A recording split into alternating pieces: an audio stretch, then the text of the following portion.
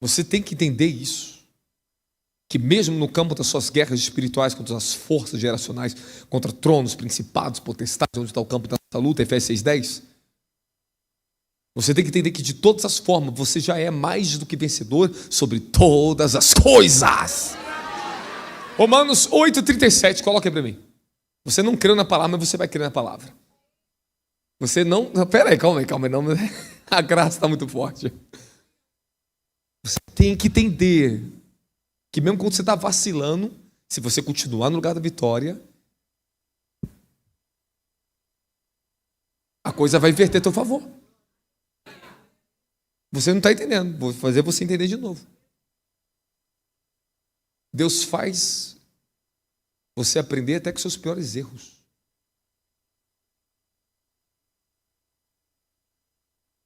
O diabo estava achando que estava tendo uma grande vitória sobre Jó. E no final, o jogo inverte. Você tem que entender que Deus vai te pegar e vai te tratar, mesmo que você está apanhando do teu inimigo. E você vai aprender a não apanhar mais. Isso é vitória. Isso é vitória. Você tem que entender que tragada foi a morte pela vitória. Você tem que entender que está ali, contudo, em todas as coisas, somos mais do que vencedores, por meio daquele que nos amou. Significa então que a vitória não consiste em você, consiste no que ele venceu por você. Você tem que entender que o status de vida, momentos da vida, não define quem realmente você é. Você tem que permanecer na vitória, crendo na palavra, lutando pela palavra, ainda fraco, mancando, ainda que a sua santidade é débil, ainda que você é imperfeito na obediência. Ele te deu algo chamado graça. Sabe que vocês tomam uns tapão às vezes da vida? Porque você não aprendeu o que é graça. Você tem que entender que a vitória não é porque você é hábil, porque você é bom, você é inteligente, você é melhor do que as pessoas. Você vai cair. O diabo quer te pegar. Essa aí sim pode ser a tua grande derrota, é o orgulho. E tem aquele termo que o Murray diz, né? O que você tem de orgulho, você tem de diabo, anjo caído em você. Mas o que tu tem de humildade, você tem de graça na sua vida. Você tem de Jesus em você. A natureza do orgulho é oposta à natureza da humildade, é oposta à natureza de Cristo. Agora, se tem uma coisa que traz uma derrota infernal para o ser humano, o cara não precisa pecar, não precisa adulterar, não precisa nada disso. Ele pode estar com microfone, pode estar com riqueza, pode estar com igreja. É o orgulho. Ele está sem a vitória. Ainda que humanamente ele está corretamente. Mas esse não é o segredo da graça. Deus não chamou você humanamente para ser corretamente. Ele chamou você para viver pela graça. A dependência do que ele é, de quem ele é. Tem muito ser humano muito bom, emocionalmente muito mais inteligente que vocês. Mas isso para Deus indifere.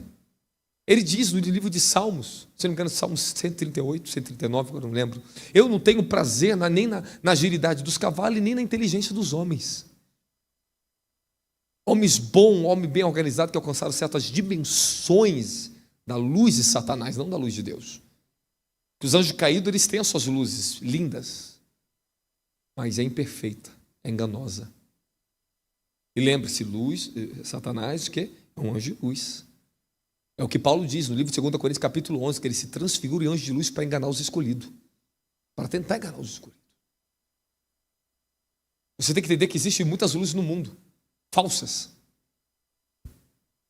Existem homens extremamente inteligentes e prósperos em certas dimensões, mas é uma falsa prosperidade. Eles não têm Jesus. Ele ensina você a ser corretamente organizado na vida, você ser a pessoa perfeita para você mesmo.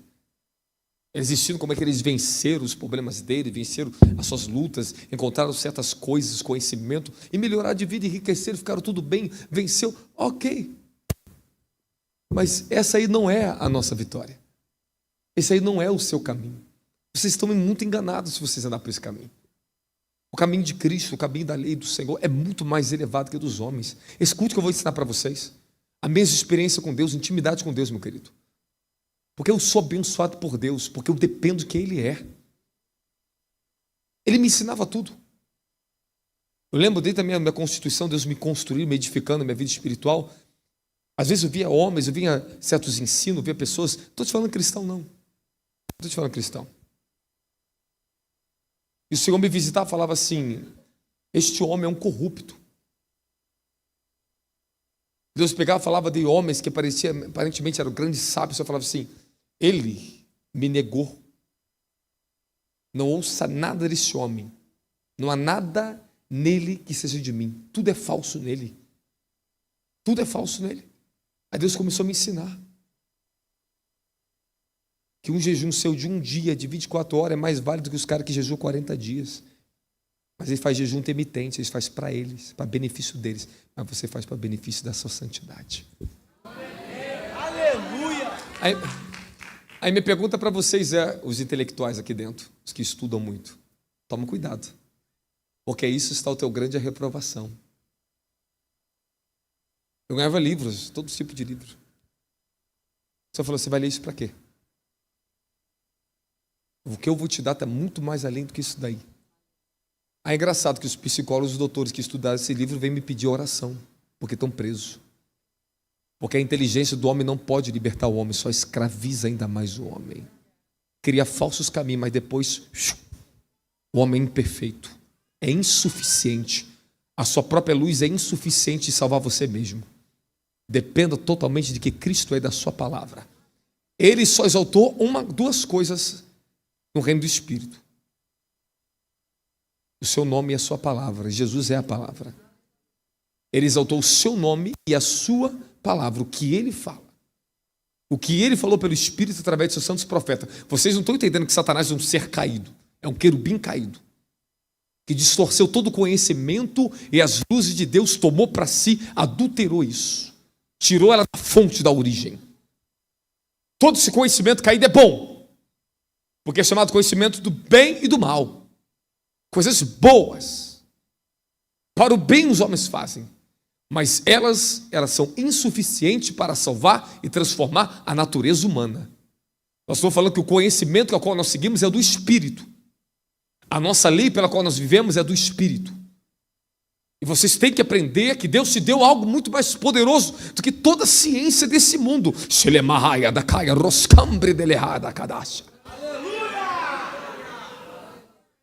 Glória a Deus!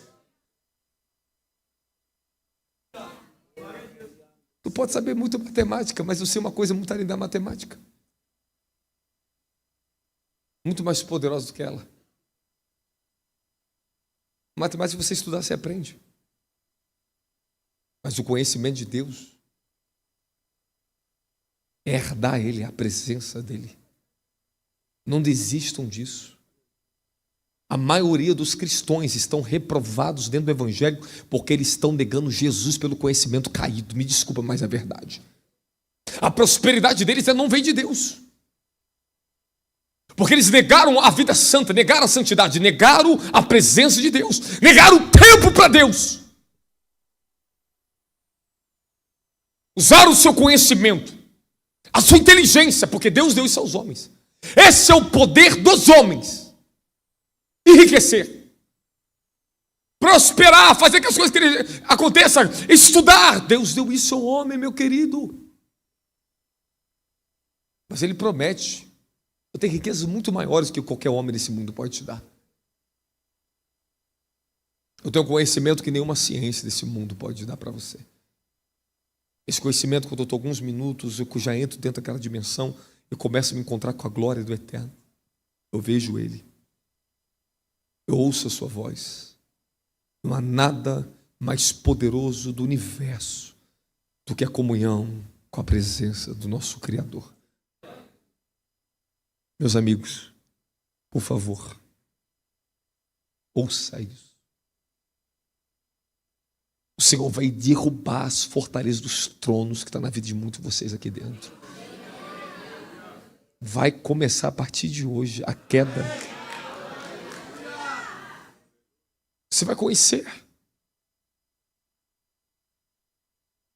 Você vai conhecer porque as pessoas morrem tão fácil, porque elas acreditaram na lei da morte. Aceitaram o fundamento da morte, o medo. a escuridão. Ingeriram morte desde criança. Seu pai e sua mãe falavam, se você for mordido por uma cobra, você vai morrer. Uma víbora. Então você cresce com medo de cobra. E se uma víbora venenosa te morder, você morre. De picado, você morre. Mas ela é uma jararaca, ela vai morder, eu vou morrer mesmo. Não, não vai. Porque Paulo foi picado por uma víbora e não morreu. Ele sacudiu e morreu.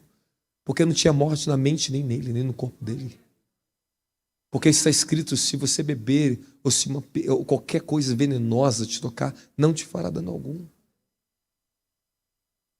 Então teu cérebro já está preparado, se eu for picado eu vou morrer. É porque a sua mente aceitou a morte. Porque tem pessoas que foram picadas, pessoas que caíram de sei quantos andares de casa e não morreu, e o outro caiu da escada, morreu.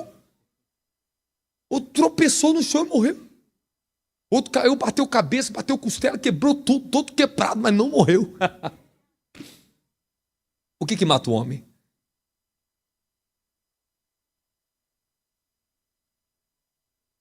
Algumas coisas matam o homem. É a lei da morte. Você tem que entender, enquanto não chegar o tempo, você não vai morrer.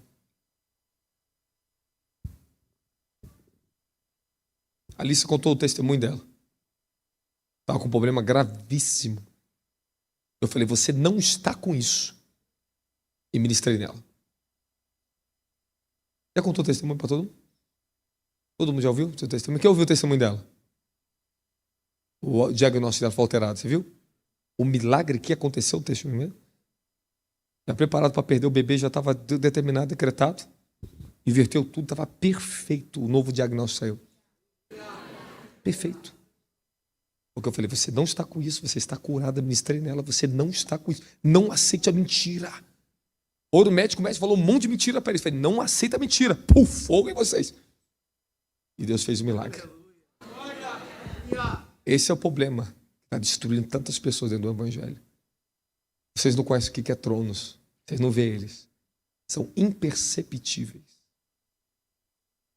Imperceptíveis. Eu demorei muitos anos para me identificar e ver o que é um trono atuando dentro de um ciclo de cada mês. E o nome deles, quem são eles? Isso não é uma brincadeira. Opera em toda a tecnologia, opera em tudo que você possa imaginar do conhecimento do homem. Os tronos estão ali dentro, trabalhando exatamente naquela dimensão. Tudo que se parece com você. Toda a sua forma de pensar, de sentir, se ela não estiver governada no Espírito, se você não for recriado, se você não aprender pelo Espírito, você não está vendo, mas os tronos estão ali. Eu demorei tempo para conseguir essa dimensão.